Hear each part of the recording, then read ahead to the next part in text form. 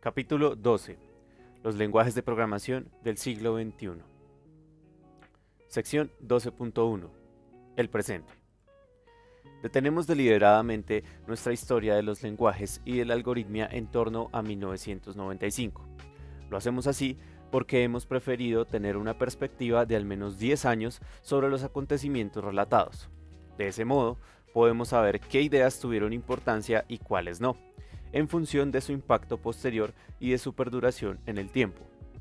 En los 10 años que van desde 1995 hasta el presente, se han producido y se siguen produciendo innumerables desarrollos, pero es pronto aún para saber cuáles de ellos tendrán un impacto significativo en el futuro y cuáles no. Su historia podrá ser relatada mejor en 2015 o después.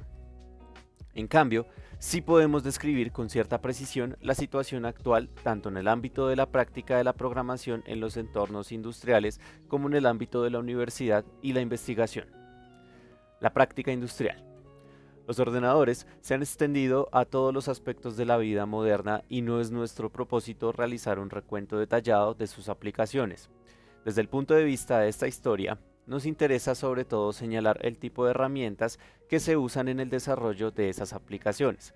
En ese sentido, podemos decir que el predominio del paradigma imperativo, especialmente en su versión orientada a objetos, es muy evidente. Probablemente el lenguaje más utilizado continúe siendo C++.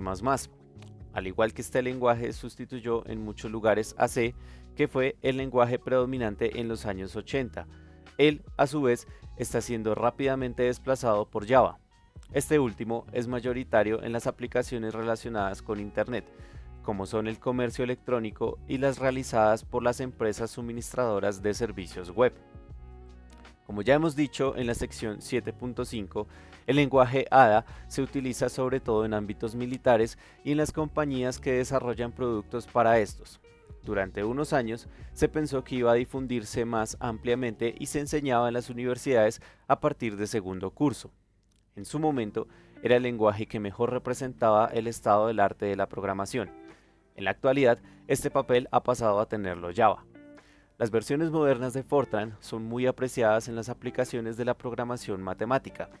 Véase la sección 5.4.1. Quizás porque las primeras librerías para programación lineal se escribieron en este lenguaje. La programación lineal es una de las herramientas más empleadas por empresas que tienen importantes necesidades de optimización y planificación de recursos, tales como las dedicadas al transporte en todas sus modalidades: ferrocarril, carretera, mar y aire, las que gestionan la red eléctrica, las empresas de telecomunicaciones, etc. El resto de lenguajes imperativos citados en esta historia, tales como Pascal y Smalltalk, e incluso algunos de los años 50 como Lisp y COBOL, tienen pequeñas comunidades no significativas o se hallan en proceso de extinción. En los últimos años, empiezan a ser frecuentes empresas de alto valor añadido que utilizan los lenguajes declarativos y sus herramientas asociadas. A veces se trata de empresas de elevada tecnología, como es el caso citado de Ericsson y también de otras empresas de telecomunicación, que ven en el paradigma declarativo un modo de disminuir sus costes de desarrollo.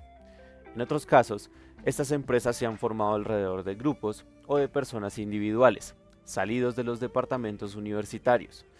La mayoría de estas empresas colaboran activamente con dichos departamentos a través de contratos o de proyectos comunes. Sus áreas de aplicación giran frecuentemente en torno al uso de métodos formales para verificar hardware o software crítico. Las empresas aeroespaciales y aeronáuticas, las que diseñan circuitos integrados y otras que utilizan software críticos, son frecuentemente contratistas de estos servicios especializados. La investigación en la universidad. Un estudio, necesariamente incompleto, de las revistas científicas que se publican y de los congresos científicos internacionales que se realizan anualmente sobre temas relacionados con la programación nos pueden dar una aproximación a los temas que son actualmente objeto de investigación.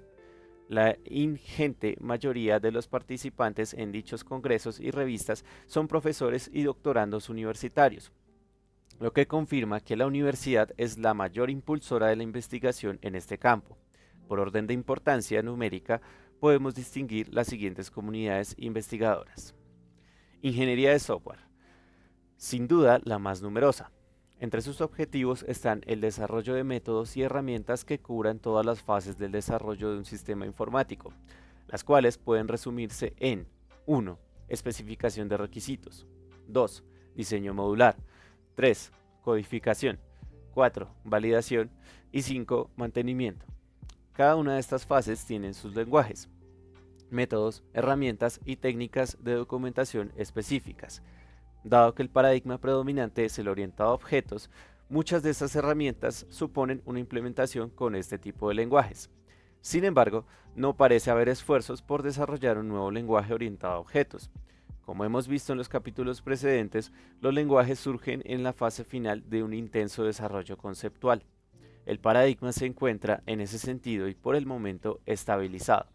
También incluimos en esta comunidad la investigación en bases de datos, una área que hemos dejado de lado en esta historia, y los diversos métodos de planificación, de estimación de costes y las métricas de diverso tipo que se utilizan para evaluar la calidad del software.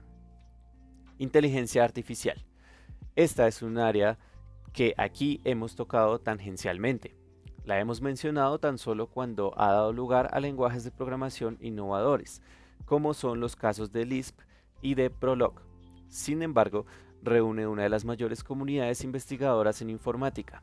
Se ocupa de temas tales como el procesamiento del lenguaje natural, tanto el reconocimiento como la articulación del habla o la comprensión del lenguaje escrito, la emulación de la capacidad humana de razonamiento lógico y la emulación de otras capacidades humanas como la visión y el reconocimiento de formas. Concurrencia. Aquí abundan los congresos y las publicaciones que se ocupan sobre todo de los aspectos formales de la concurrencia. Como dijimos en el capítulo 9, no parece haberse alcanzado todavía un consenso en cuanto a cómo verificar la corrección de un sistema concurrente. Y sin embargo, la necesidad de contar con protocolos de comunicación, sistemas telefónicos y muchos otros sistemas concurrentes que sean fiables es muy acuciante en este siglo XXI dominado por las comunicaciones. El cálculo distribuido a través de la red y un fenómeno relativamente nuevo como el de la movilidad, tanto de las máquinas como del software, piénsese en los ordenadores portátiles, en la telefonía móvil o en los programas que viajan por la red, donde se establecen conexiones de comunicación que cambian a lo largo del tiempo, añaden todavía más dificultad al problema. Métodos formales. Además de en métodos formales específicos para la concurrencia, se investiga en métodos formales relacionados con diversos aspectos de la programación y de los lenguajes. Algunos de estos aspectos son los lenguajes formales de especificación, los demostradores de teoremas, la semántica formal de los lenguajes de programación, las distintas lógicas asociadas al razonamiento sobre los programas, las técnicas de verificación, las transformaciones de programas que preservan la corrección, el diseño de nuevos lenguajes y algoritmos, y todos los aspectos relacionados con la computabilidad y la complejidad de los problemas. Véanse los capítulos 3 y 4. Un área emergente es la llamada código con demostración asociada. Se trata de generar, manual o semi-automáticamente, una demostración de que un programa cumple ciertas propiedades. El programa podría ser obtenido de la red, junto con su demostración asociada, y un verificador independiente situado en el receptor comprobaría que la demostración es correcta. De este modo, el receptor se asegura de que el programa importado no va a hacer nada malo en su máquina. Paradigmas declarativos. A nivel internacional, existen comunidades relativamente amplias dedicadas tanto a la programación lógica como la funcional. En los últimos 10 años se ha trabajado mucho en la integración de ambos paradigmas en uno solo. Existen bastantes propuestas de lenguajes lógico-funcionales, algunos de los cuales incorporan además resolutores de restricciones y orientación a objetos. España, en particular las universidades Politécnica de Madrid, Complutense de Madrid y Politécnica de Valencia, es bastante activa en este campo. También se sigue investigando en la incorporación de paralelismo y de concurrencia. Una línea prometedora dentro de la programación funcional es la llamada programación genérica, que supone un paso más allá del polimorfismo y del orden superior. Se trata de generar, a partir de una misma definición genérica, funciones aparentemente tan distintas como por ejemplo las que calculan la longitud de una lista y el cardinal de un árbol. Una librería de funciones genéricas liberaría al programador de tener que definir multitud de funciones particulares. Aunque ambos paradigmas han madurado bastante, todavía queda margen para la evolución, en especial en los sistemas de tipos. Tecnología de compilación. La investigación en técnicas de construcción de compiladores es muy vigorosa. Una parte de ella se dedica a mejorar la eficiencia del código producido y a aprovechar lo mejor posible las ventajas que ofrece el hardware de los nuevos computadores. Otra parte se dirige a la incorporación, cada vez con mayor frecuencia, de análisis de los programas en tiempo de compilación. Una clase de análisis va encaminada a detectar situaciones particulares en las que el código generado pueda mejorarse con respecto al caso general. Otra clase de análisis, de más amplio alcance, va dirigida a detectar y en su caso a garantizar que los programas cumplen ciertas propiedades de corrección. Por ejemplo, en ciertos lenguajes y para algunos programas escritos en ellos, es posible comprobar mediante análisis que dichos programas terminan. Ello extiende el ámbito de los compiladores en el sentido de que, además de la tarea de traducción, pasarían a tener responsabilidad en la verificación de los programas. También es competencia de esta comunidad, compartida con la de métodos formales, el diseño de nuevos sistemas de tipos y de sus algoritmos de inferencia o de comprobación, y el diseño de máquinas abstractas. Hay muchas otras comunidades investigadoras que no hemos mencionado, bien por ser menos numerosas, bien por trabajar sobre temas muy alejados de los que hemos tratado en esta historia. Entre las primeras se encuentra, por ejemplo, la dedicada a la programación paralela, cuyo objetivo es producir algoritmos y lenguajes que permitan extraer el máximo rendimiento de computadores formados por cientos o miles de procesadores. Otra más es la dedicada al paradigma cuántico. Se trata de una familia de lenguajes de programación que suponen la existencia de computadores que son capaces de explotar el indeterminismo de la mecánica cuántica. Si existieran tales computadores, algunos problemas NP completos pasarían a tener algoritmos polinómicos. El problema es que aún no se han construido tales máquinas ni se sabe si será posible construirlas en un futuro. Entre las segundas se encuentran, por ejemplo, los grupos que investigan sobre criptografía y seguridad en la red, los que se dedican a la informática gráfica, a los algoritmos numéricos, a las interfaces entre los humanos y los computadores y muchos otros cuya lista completa sería demasiado larga. Sección 12.2. ¿Hacia dónde vamos?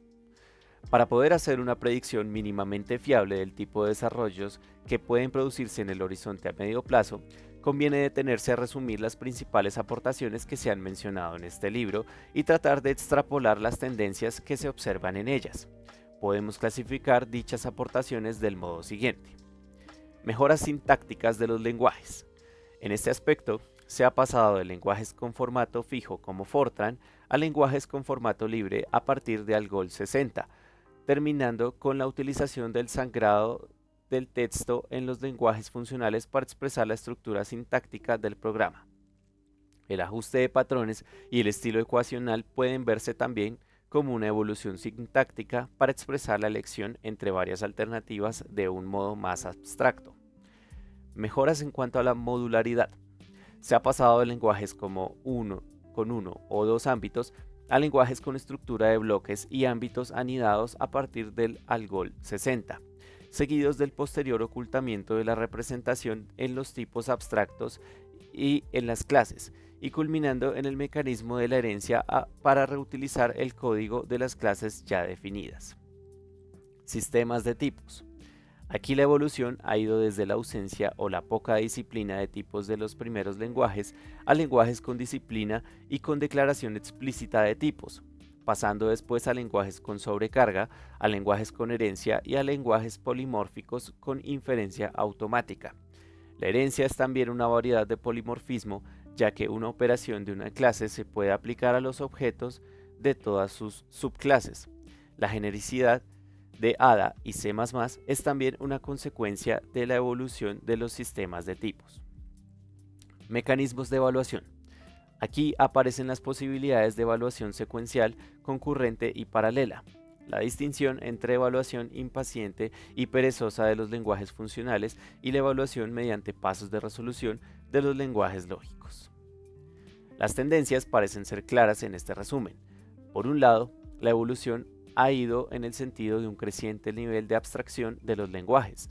Por otro, en el de aumentar la modularidad y la protección proporcionada por los lenguajes a las declaraciones consideradas privadas. Finalmente, en el de crear sistemas de tipos más generales que fomenten la construcción de componentes genéricos reutilizables. En cierto modo, una evolución similar tuvo lugar en una época muy temprana en el hardware. Sus ingenieros fueron capaces de distinguir entre el comportamiento visible de un circuito integrado, expresable en términos de sus conectores externos y el conjunto de señales que circulan por ellos, y la implementación interna de los mismos, inaccesible a sus usuarios y hasta cierto punto irrelevante para ellos. Por otro lado, los componentes hardware tienen un propósito bastante general y pueden ser conectados de diversos modos para dar lugar a circuitos más complejos. El tener una buena biblioteca de bloques reutilizables permite a sus ingenieros abordar el diseño de circuitos más grandes con menos esfuerzo y mayor fiabilidad. La situación no sería la misma si en cada diseño tuvieran que comenzar por el transistor.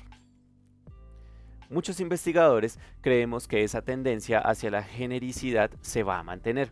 Los lenguajes de programación que requieran descender en cada nuevo diseño a las instrucciones más elementales serán relegados poco a poco a tareas especializadas de programación de sistemas. La programación en gran escala se hará, en cambio, con lenguajes que dispongan de muchos y potentes bloques reutilizables. Un fenómeno similar se dio ya en los años 50, cuando los lenguajes ensambladores fueron desplazados por los lenguajes de alto nivel. En este caso, los bloques reutilizables eran las instrucciones de alto nivel que no dependían, como sucedía con los lenguajes ensambladores, de cada máquina concreta. Las razones que empujan en esta dirección son de dos tipos. Por un lado, económicas, ya que, a medida que los sistemas se hagan más y más grandes, serán insoportables los costes de desarrollo actuales, cuyo volumen es debido en gran parte a que los programadores han de confeccionar sus programas escribiendo desde cero instrucción tras instrucción, sin poder aprovecharse del esfuerzo previo. Por otro lado, de tipo social. El fenómeno de los ordenadores es relativamente nuevo todavía, pero no cabe duda de que nuestra actividad depende cada vez más de ellos. No hay más que ver el caos que se genera en un banco o en un aeropuerto cuando se cae el sistema, y hay que volver a los procedimientos manuales. La sociedad dejará de ser tolerante con los informáticos y exigirá cada vez más, con más fuerza, que los programas no fallen. Esa garantía solo se podrá alcanzar reutilizando bloques que estén sobradamente probados y reduciendo el código original a una porción cada vez más pequeña de los programas. Por tanto, es de esperar que se desarrollen mucho más las construcciones genéricas y las bibliotecas de componentes genéricos reutilizables. Si el aspecto de estos componentes será el de una jerarquía de clases y subclases, el de una biblioteca de funciones polimórficas de orden superior o el de un sistema de restricciones de alto nivel, es algo difícil de predecir. De hecho, cada paradigma evoluciona con objetivos parecidos y unos paradigmas se aprovechan de los logros de los otros. Quizá el lenguaje del futuro sea un lenguaje lógico-funcional con restricciones, orientado a objetos y dotado de una implementación paralela. De hecho, se ha realizado mucho esfuerzo en los últimos años en la integración de paradigmas. El objetivo no es unirlos de cualquier modo, sino hacerlo de forma que se mantengan las ventajas que cada uno tiene por separado y que esas ventajas se potencien mutuamente en lugar de anularse. Otra tendencia que se observa y que creemos que se va a mantener es la del desarrollo de los métodos formales y de las herramientas que facilitan su aplicación. Estamos de nuevo aquí ante el problema de la fiabilidad. En este punto es apropiado establecer un símil con otra actividad ingenieril, la arquitectura. Cualquier persona aficionada puede tomar unos ladrillos y un poco de cemento y construir una caseta para el perro en el jardín de su casa. Si lo que necesita es una casa de una planta, puede encargar la tarea a un grupo de albañiles dirigidos por un maestro de obra y probablemente conseguirá una casa suficientemente fiable. Pero si desea construir unas torres petronas, como las situadas en Kuala Lumpur, de 450 metros de altura, entonces necesitará todos los conocimientos de la arquitectura que la arquitectura pueda proporcionarle y quizás unos pocos más. No podría permitir que un poco de viento o un cálculo deficiente de la estructura pudieran echar abajo todo el edificio. Con la programación sucede algo parecido. Escribir un programa para llevar la contabilidad doméstica está al alcance de muchas personas, y si fallase ocasionalmente, el perjuicio producido nunca sería muy grande.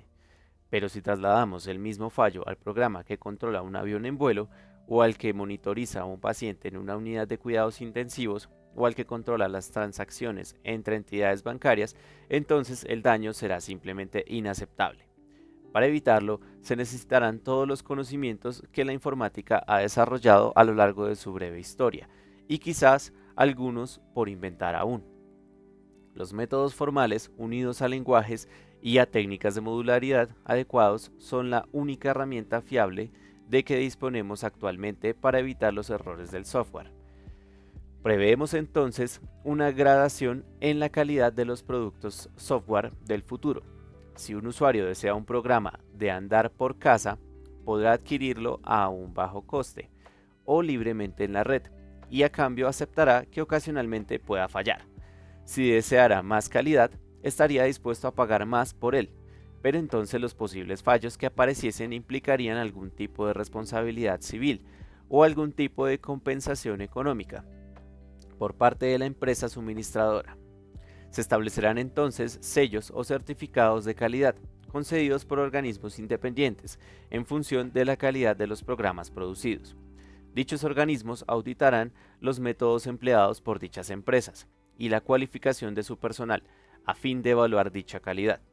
En caso de necesitarse fiabilidad absoluta, se podrá requerir a la empresa suministradora del programa que aporte demostraciones formales de la corrección de las partes críticas.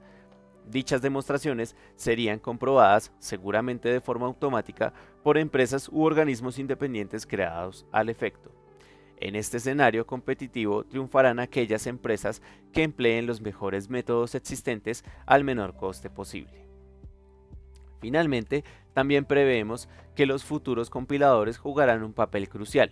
Evolucionarán hacia lo que hoy llamamos demostradores de teoremas.